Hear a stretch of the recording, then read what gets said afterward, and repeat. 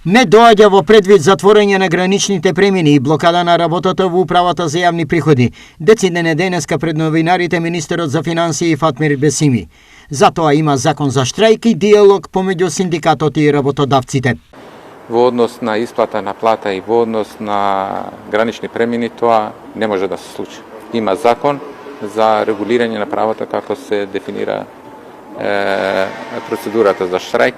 Мислам дека тука не е ниту намерата на Управата за јавни приходи, вработените, ниту на царинските службеници да затворат гранични премини или да не исплатат плата.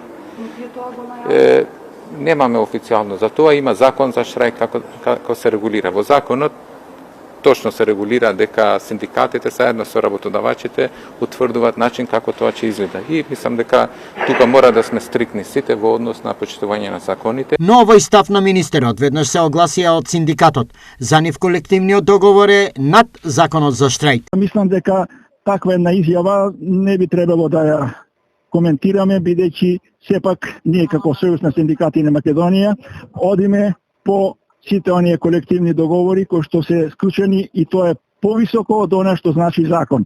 Се додека траат преговорите, нормално е да не се штрајкува, односно да има предупредувачки штрајк. Потоа има начин на медиаторство, но доколку и таму не се решат одредени проблеми, тогаш веќе се најавува генерален штрајк.